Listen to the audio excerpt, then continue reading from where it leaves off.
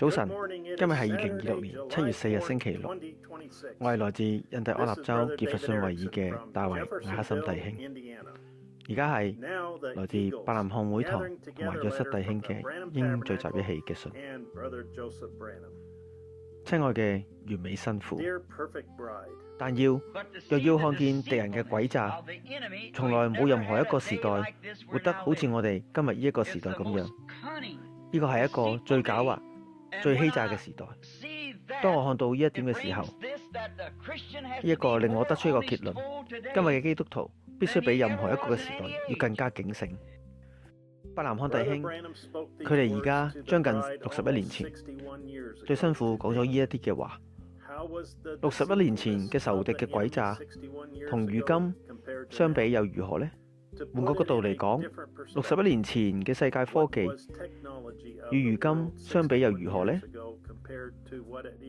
？61年前係太空科技競賽嘅開端，當時嘅電腦係佔據咗整個房間嘅大型主機，依靠住真空管同埋穿孔卡咁樣運作，需要專業嘅科學家先至能夠程式設計。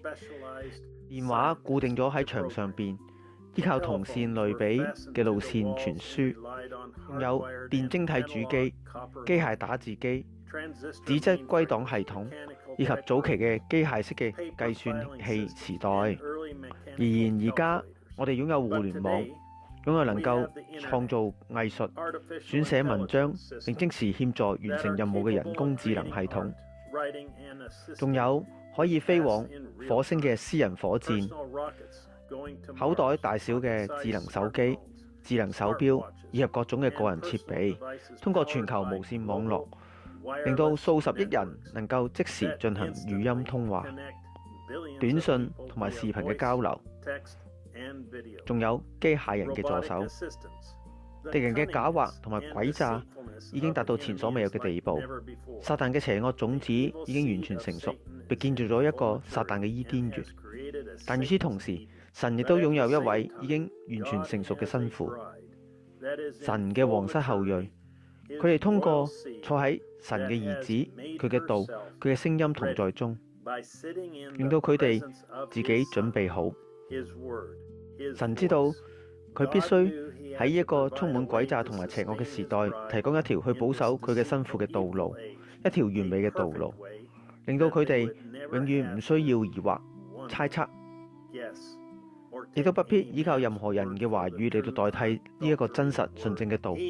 佢知道佢哋需要親耳聆聽神嘅聲音，因為神曾經警告我哋，呢一啲嘅迷惑會如此接近，若有可能，甚至會迷惑選民。人可能受膏抹，被聖靈充滿，卻依然可能係假嘅。因此，神必須預備一條道路。於是，佢為佢嘅新婦準備咗一條完美嘅道路。當神喺1947年開始錄製佢嘅聲音嘅時候，呢個睇起嚟似乎係一個不可能嘅事，但現今只需輕觸指尖，全世界嘅人都能夠親耳聆聽佢所講嘅每一句話，甚至能夠用佢哋自己嘅語言嚟到聽，不再有疑問，不再有疑惑。佢哋能夠親耳聽到主如此說。神甚至要俾一條道路，令到佢喺遍佈全世界嘅新婦能夠同時聆聽佢嘅聲音，令到佢哋能夠同一心思、同一意念聆聽神嘅說話。神必須接走佢嘅使者，但佢把佢嘅聲音留低落嚟。佢把呢一個完美嘅道賜給佢完美嘅新婦，通過聆聽並持守佢嘅聲音，佢哋會知道自己絕對唔會被迷惑。神就係咁樣建立咗佢嘅教會，每一句道都各從其類。人活着不是單依靠食物，但是靠從神口裏所出的一切話語。我哋知道呢一個就係相信聖靈所說嘅每一句話。對我嚟講，我擁有人類所曾經得到最大嘅尊榮。我能夠用自己嘅耳朵親耳聽到呢一個真實嘅聲音，將每一句從神口裏所出來嘅話說出嚟。對我嚟講，沒有其他嘅道路。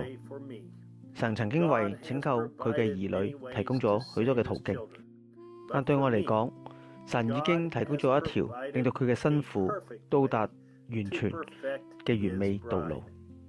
如今撒旦正在曲解適用喺呢一個時代嘅經文，佢會話俾你聽，耶穌所做嘅一切都完全正確嘅。佢會話俾你聽，伯南康弟兄所做嘅一切都係完全正確嘅，並且佢係神嘅先知。但係一講到佢喺教會中播放呢一個已經被引證嘅神嘅聲音嘅時候，佢哋卻會講呢一個唔適用於今日，呢一個係傳道職分嘅事。你睇下佢哋所做嘅就係令到人們照着咁樣去相信，咁就夠啦。